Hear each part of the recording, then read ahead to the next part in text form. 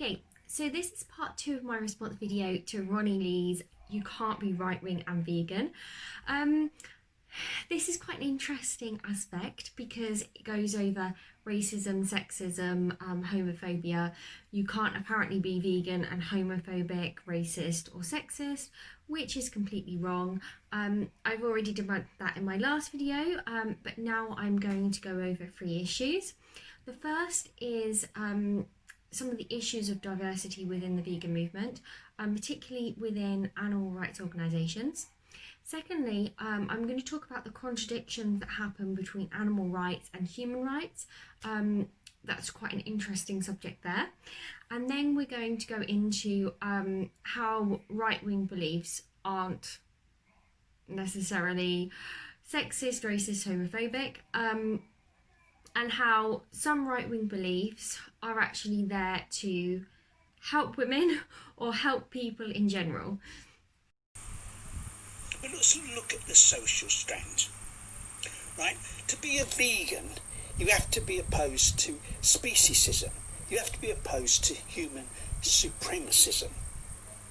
To be opposed to prejudice and oppression against other animals by humans.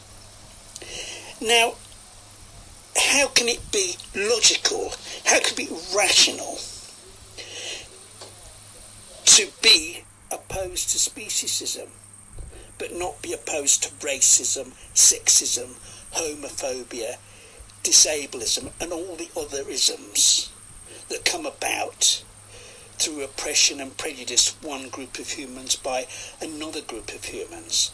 It's not coherent. We cannot make a case against speciesism unless we're also opposed to racism, sexism, etc., and all those oppressions that exist within the human species. So you have to be opposed to all those things if you're going to be opposed to speciesism. Otherwise, opposition to speciesism doesn't make sense and is not coherent. So we have to be left-wing in terms of our social views. We have to be, otherwise it doesn't make sense. Veganism socially has to be a left-wing movement. Veganism economically. So the second issue that I have, and this follows on from the idea of council culture within the vegan movement, is actually woke veganism. So woke veganism is where you have vegan organisations, vegan charities, promoting veganism in one way. They basically reduce an issue to something very, very simple, and they just promote that issue no end. You've seen this in the case of Black Lives Matter. A lot of vegan organisations were saying, we stand with Black Lives Matter and that kind of thing. You saw that with the gay rights, gay marriage thing in the past as well. Now, these issues are much more complicated than these vegan organisations make them out to be. Gay marriage is much more complicated than just gay people being able to marry. It's the second issue I have is with woke veganism. This is basically where vegan charities or vegan newspaper companies, that kind of thing, will report one type of political message. So they will say, well, we are the animal save movement, and we're pro Black Lives Matter or pro BLM. I find this particularly problematic because it's reducing a very complex political issue and a very complex political organisation to one thing. Basically, the BLM movement pushes the idea that everything is due to structural racism, and that's it. There's no discussion of, the high single parent household rate possibly causing black people to be disadvantaged in the US. There's nothing suggesting that it could possibly be the fact that 3 times as many there are 3 times as many children in single parent households within the black community than within the white community. It doesn't suggest that as a possible explanation of why black people are disadvantaged, why black people are more likely to get involved in crime. It doesn't suggest the fact that there could be maybe cultural differences between the two groups. Maybe black people are less pushy on their children to get a good education than white families, and white families less pushy than Indian families. Again, all of these issues, I think, have a much bigger impact on the black crime rate, the low education rate of black children. I think that that's a much bigger issue, and the BLM doesn't want to talk about that. And when you talk about that, and when you say that that could possibly be the reason that these people are disadvantaged, you're silenced. And so I have an issue with woke veganism because it promotes a political message. And why are we promoting a very left-wing political message to people who just want to go vegan? We should either be promoting a left-wing political message and a right-wing political message, or we should be promoting neither and we should just focus on animal rights only.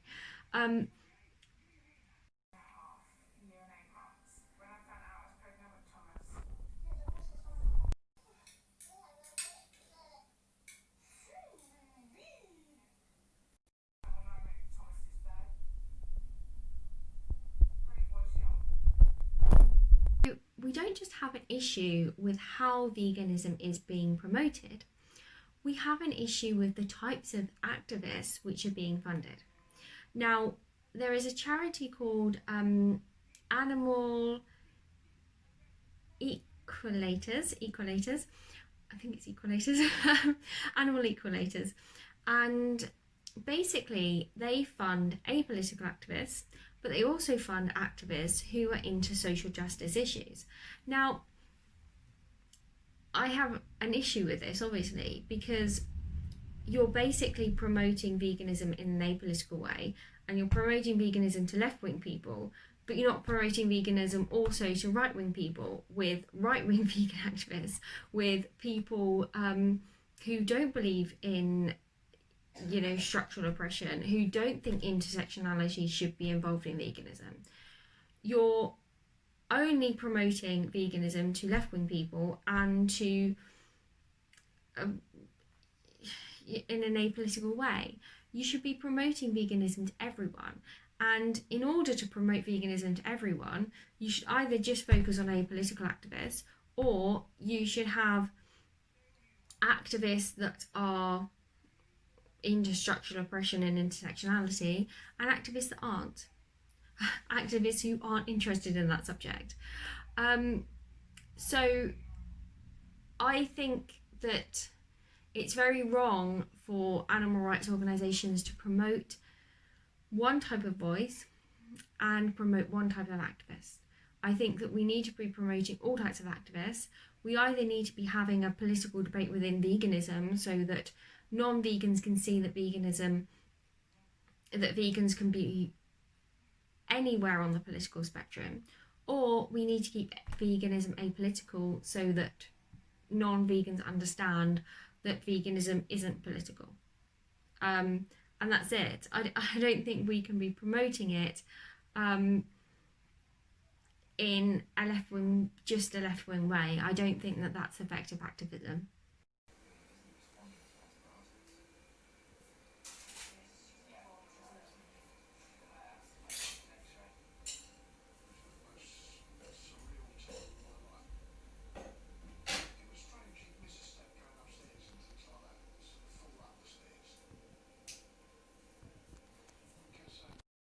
So one of the issues with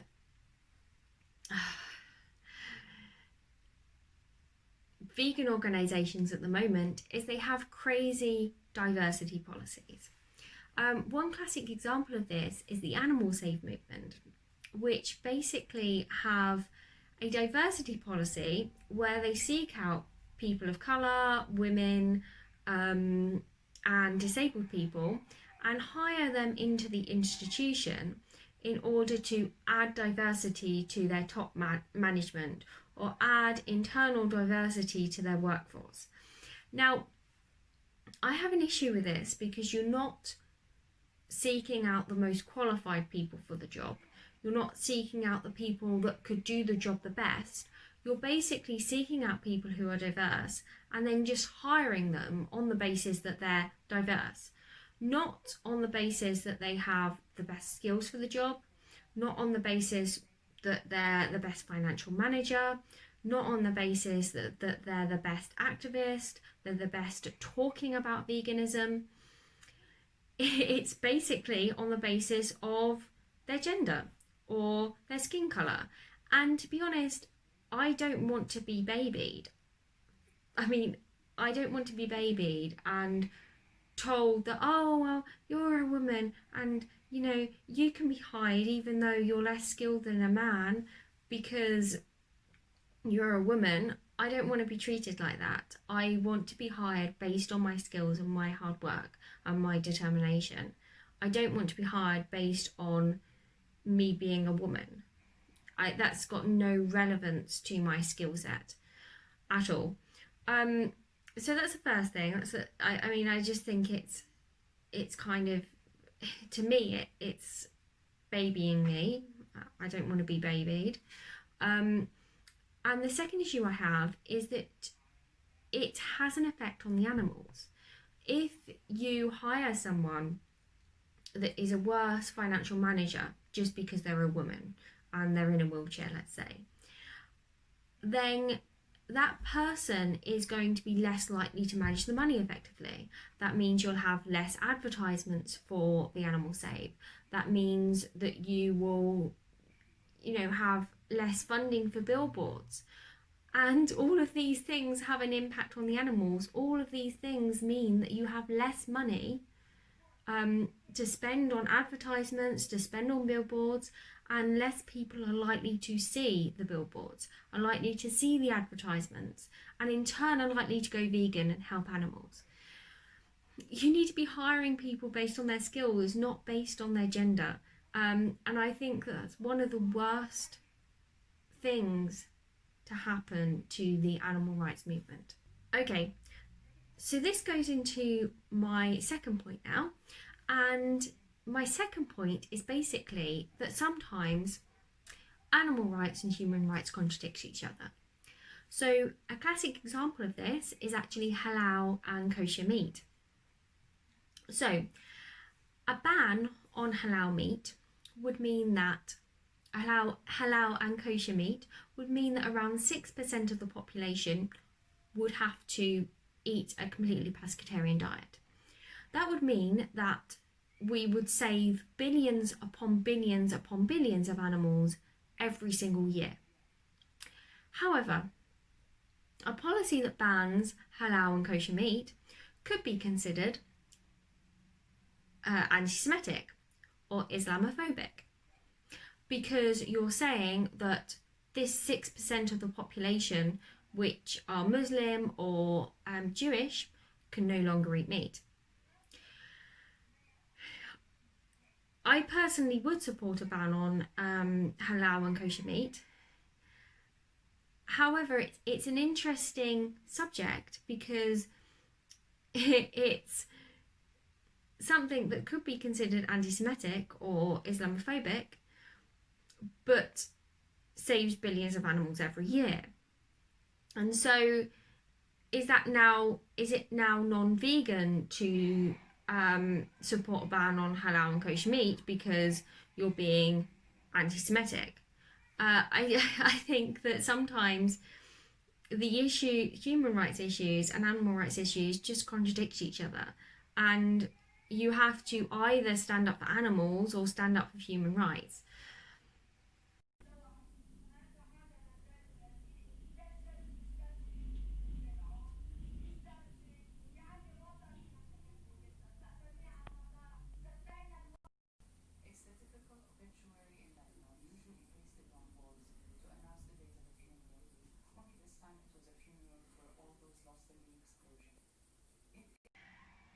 So, in some cases, voting for a racist party or racist MP might actually be the best for animal welfare.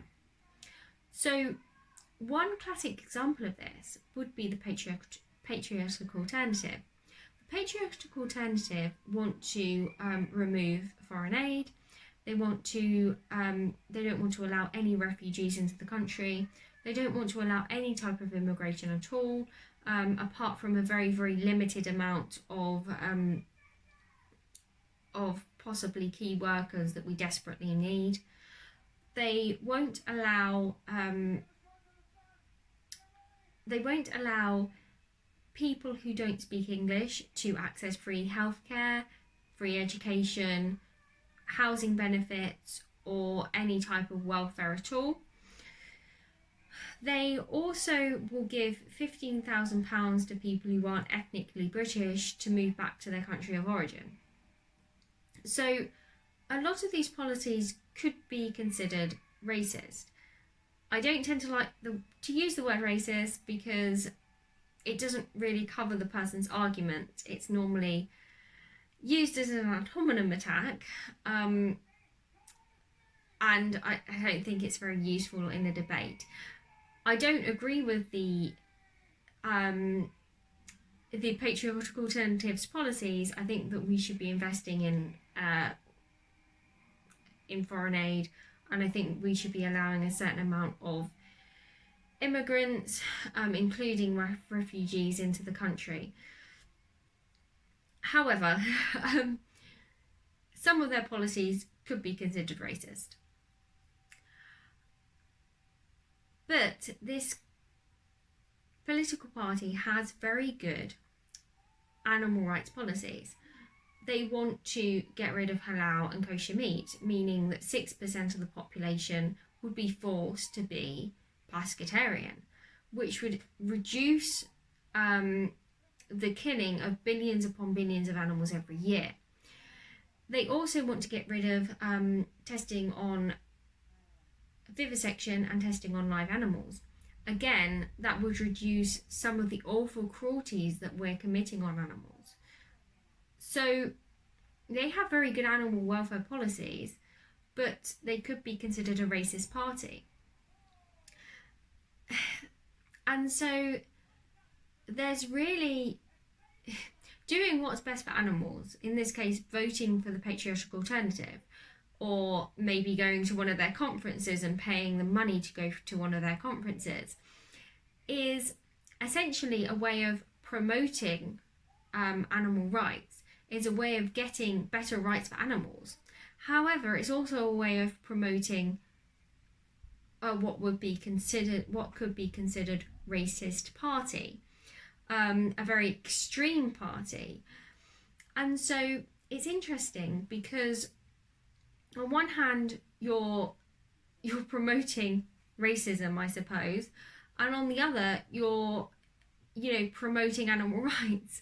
So it's not as simple as promoting animal rights and human rights at the same time. Sometimes these issues contradict.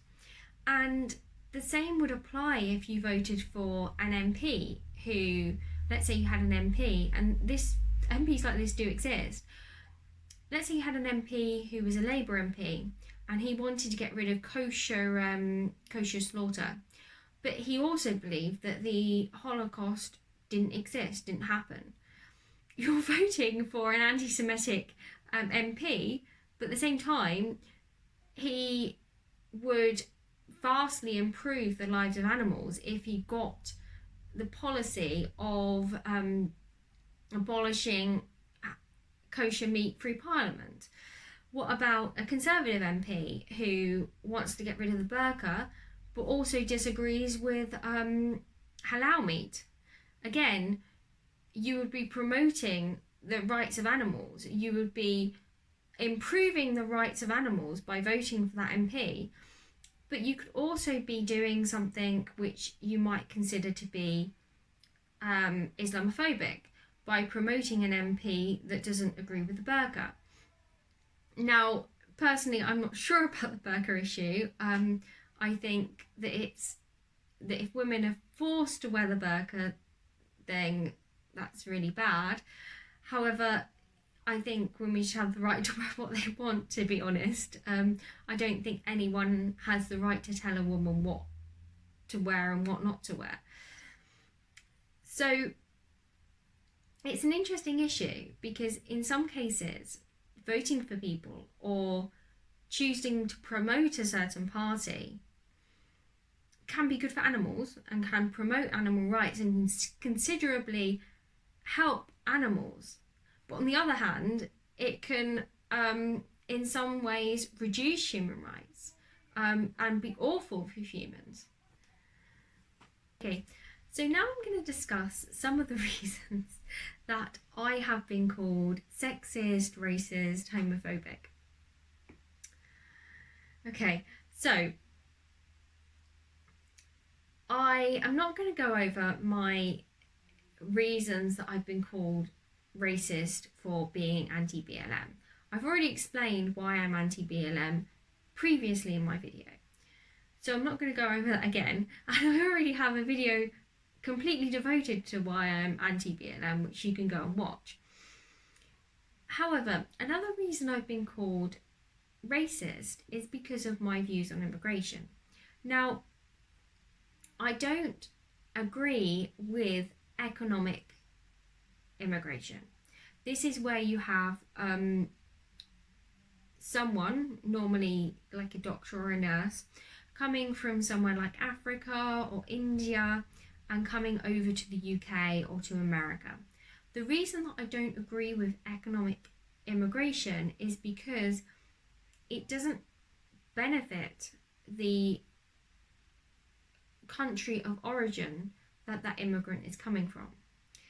Basically, places like Africa have very, very, very few doctors, and by taking their doctors away from them, it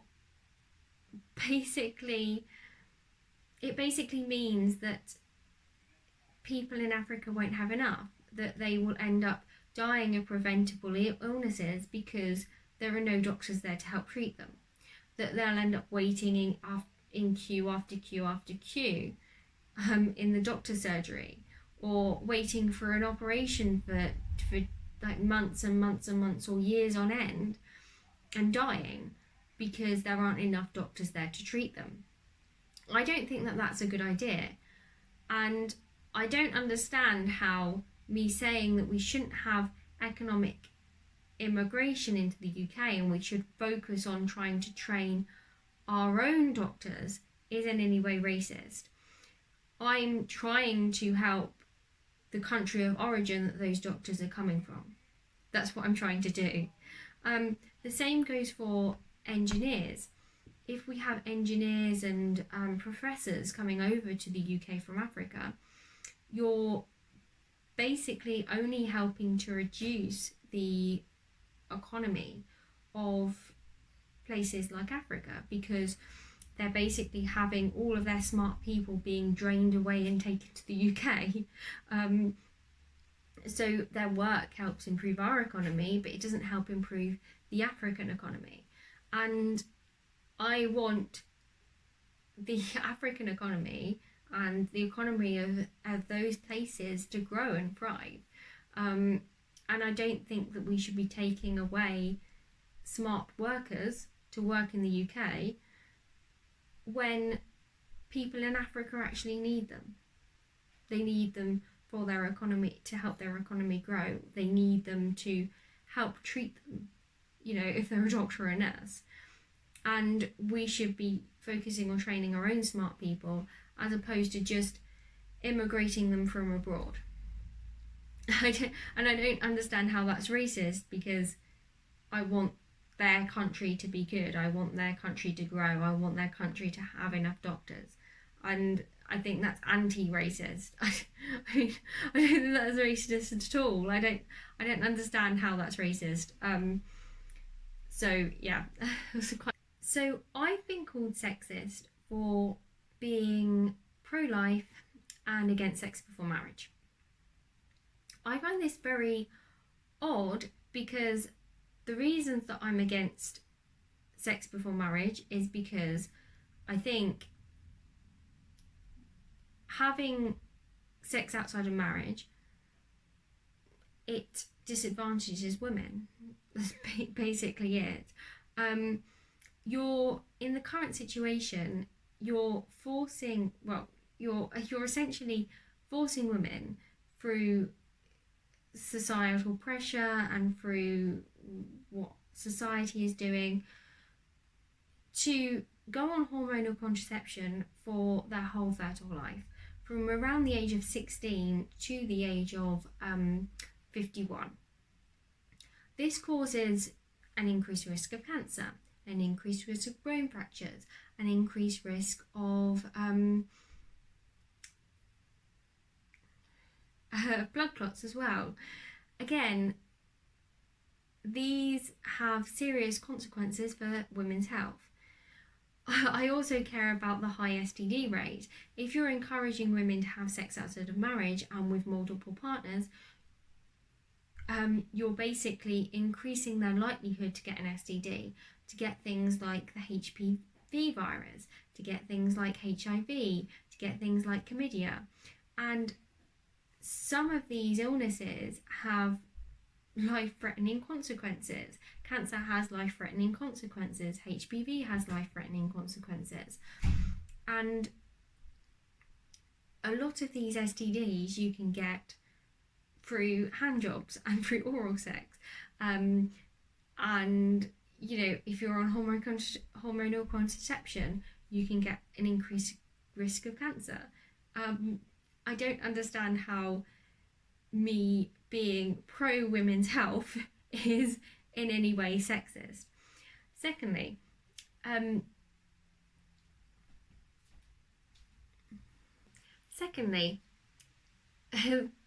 contraception just gives women a false sense of security. It just makes women think that they will not get pregnant. However, 45% of pregnancies are unplanned, and 1 in 6, and once we account for abortions, 1 in 6 children from unplanned pregnancies are born. So basically, you're forcing 45% of pregnant women to either choose between an abortion, which tends to cause, in some women, either short-term or long-term mental harm, or you're asking them to choose an unplanned pregnancy, which essentially puts them in a position where they have less opportunities in life, where they're less able to do what they want to do because they don't have someone there to help them, to, you know, help bring an extra income into the family, to help look after the child.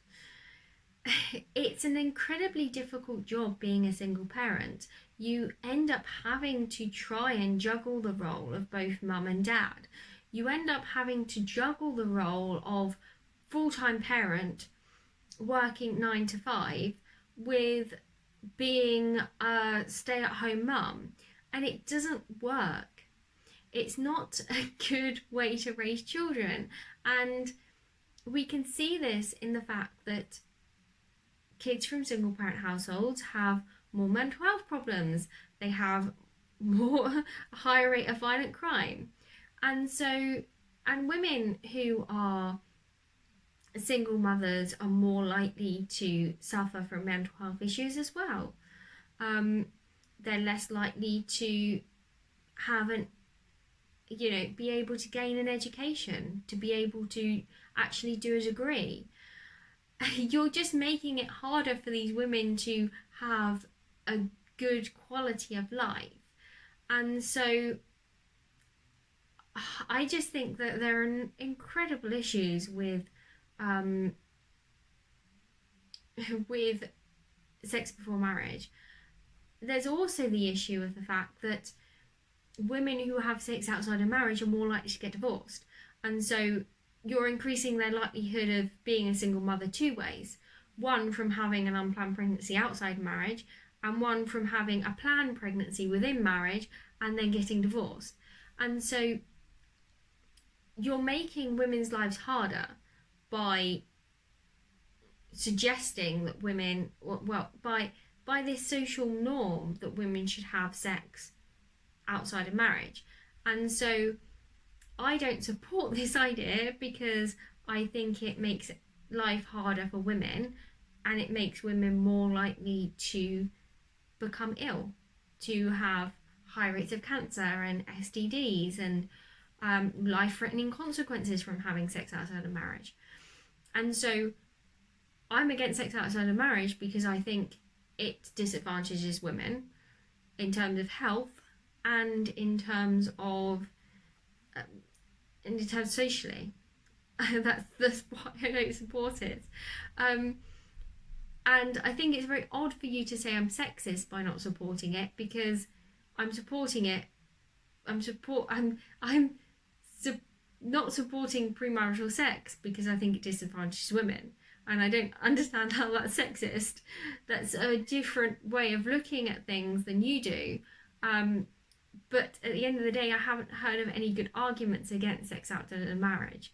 I've only heard of good arguments against it. Anyway, thank you for watching, guys. Please subscribe and like this video. And yeah, check out my next one. It should be coming soon.